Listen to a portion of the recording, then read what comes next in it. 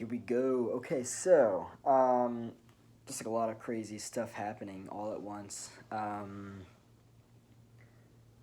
had the honor of cooking for my sweetheart today because she forgot to bring lunch with her. um, just like I'm looking at my life and I'm looking at how things are changing and I'm looking at how just like how I feel and just like everything, just like the it's very interesting where I'm at right now. Very interesting. I'm excited to be here. I feel a lot of changes happening.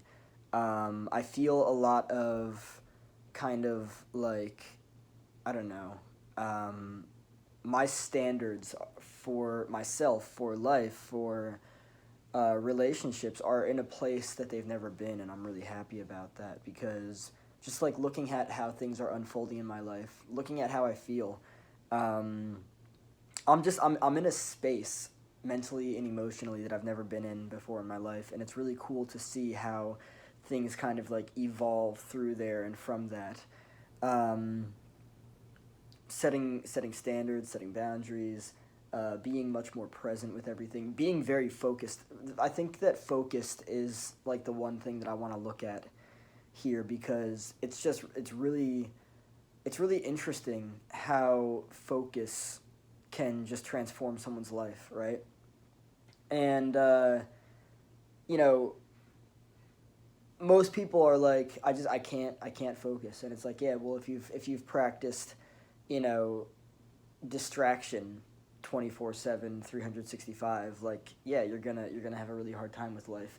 But if you actually, take that monkey mind by the neck and squeeze it until it dies, like, it's just real shit. So what I want to look at now is individuation, putting yourself first. Um, and not only that, but like I'm kind of like following a similar theme to what I've been talking about for almost like a week now. I think it has been. Um, it's been very interesting to look at how my life has been and to look at like where I'm going now and kind of like there's this idea of ego, the death of an old ego and the birth of a new one. A lot of things in my life are changing. A lot of the ways that I approach things in my life are changing. And it's very exciting to be here because like there I because of how I've seen myself throughout my life, I grew up with very specific ideas regarding, what it is that I deserve, what it is that I'm worth. And it's kind of like I can imagine that somebody has, stepped into a situation and felt a very specific way about it. That specific way was much more on the side of like, oh, I don't deserve this. I'm not worthy of this. So whenever that kind of thing enters their life, there's even potentially like anxiety around it because it's like, oh my god, I don't know what to do now that I have it. Like, and then something, because of their anxiety, something ends up like fucking that up, and it's kind of funny how that works. I mean, it's not funny because like it happens all the time, but it is funny because it's like, okay, well, now you've got what you've always wanted, and then you just have this fear that something's going to fuck it up, and it's so interesting because like the way that impacts someone's life when you can't see your worth or what it is that you deserve clearly, simply because that idea of who you are as a person has been distorted by somebody else's shit.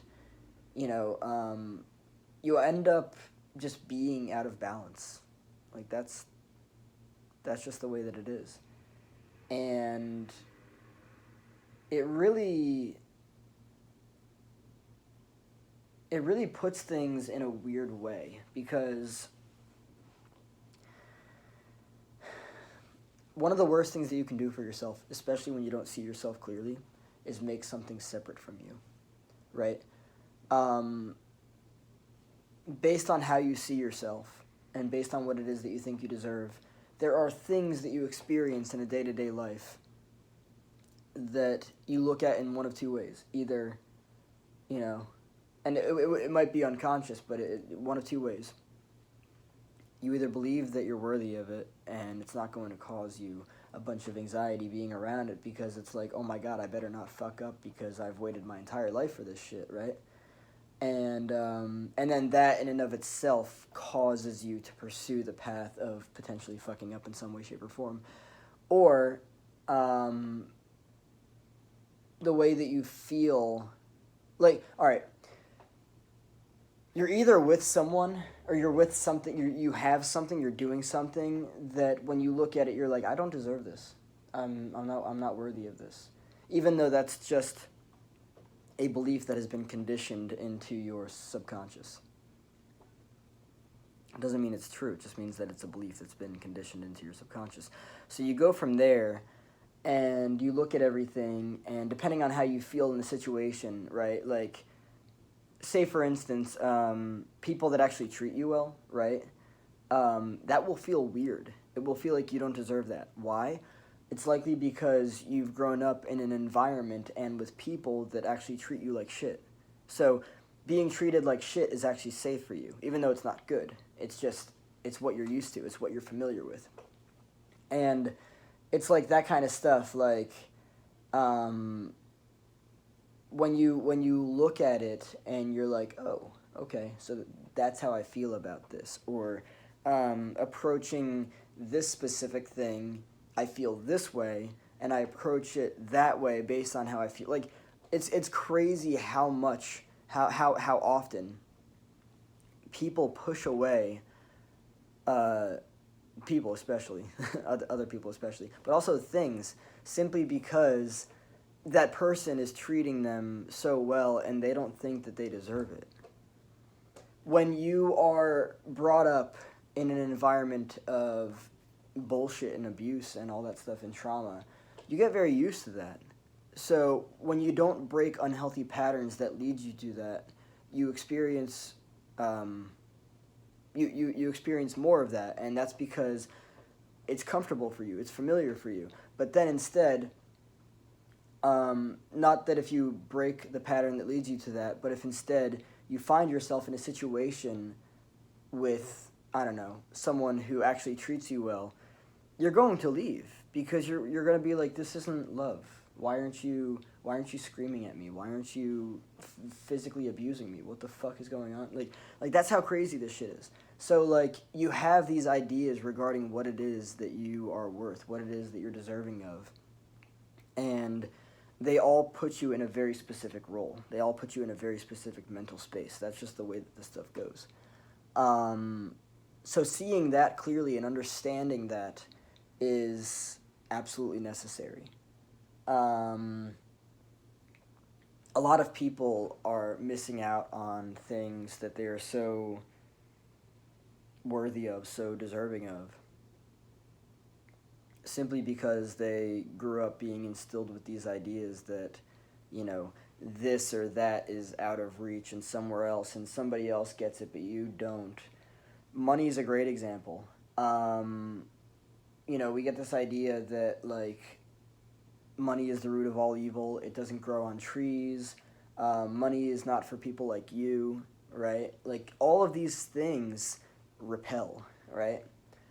And all of these ideas just kind of keep us locked into this, like, limiting mindset. Like, when you can see your shit clearly, you actually realize, if you're aware enough, you realize that it never had anything to do with you. It was just beliefs and ideas that the people that you grew up with projected onto you. But it's just, it's so interesting because, like, it kind of goes back into that idea of, you know, like what, that Henry Ford quote of, whether you think you can or you think you can't, you're right. It's like, oh, okay then. It's like, all right, then you might as well think that you can, right? Because if you think you can, then you can. And then it's like, but if you think you can't, you can't. It's like, yeah. Right? if you see different things in life as separate from you, as not equal to you, as being things that you are not deserving or worthy of, you're going to repel. It's the way it is. That's the energy that you're presenting. Um, and like for myself included, very recently I've been doing a lot of like very serious deconstructing of belief systems because I grew up with these belief systems too. I had people growing up telling me, well, mainly I remember the one thing being money doesn't grow on trees. Okay, that plants the idea of scarcity. That plants the idea that there's not a lot of it out there, so you might as well not even go out after it. But there's also the money is the root of all evil. Money is the root of all evil. It's not true. Intention is the root of all evil. If you get money and you have bad intentions, you're likely to do something bad. If you get money and you have good intentions, you're likely to do something good. That's just the way. So like seeing everything in fine detail for what it really is. Like that's the thing here. And nobody's not worthy. Like that's the interesting aspect of all of this. Like you're just blinded by a filter, right? You're blinded by a filter of okay, these belief systems, these belief systems have kind of led me to see life this way or to see money this way, and just kind of being like it's like think about it this way, like somebody who's like walking around looking for their glasses meanwhile they're wearing them, right? Like it's like what the hell, and then it's like oh what the fuck, and then just like going from there, like that's literally how this stuff is. Like it's like, oh, money isn't the root of all evil. It does grow on trees, like it is meant for me. Oh, I don't need to wear these anymore. Okay, yeah, take that back. That's how it works. Just like the lifting of the veil, the dying of an illusion. That's what this is all about. And, it's not just like regarding money, like it's also regarding how you see yourself, like there's, from what I understand, there's really only like one thing that stops someone from truly seeing themselves, and that is the distortion of, I mean, it's many different things, of course, but like looking at in terms of having like a meaningful and fulfilling life and like receiving based on that worth. Like that's, see yourself as you are, not clouded by what that person projected onto you, the beliefs that person projected onto you when you were a tiny, vulnerable human and you didn't know anything better. Like, that's all. Like, we're hit with the craziest shit growing up. And this is why we're shaped into the way that we are, because we're sponges when we're growing up. Like, we're fucking, we're blank canvases, paint all over, and then we end up getting fucked up, and then we end up getting walled up and boxed in, and here's your safe fucking box where you believe that you're a worthless piece of shit. You're never going to be good enough. You're not deserving of anyone. You're not deserving of anything.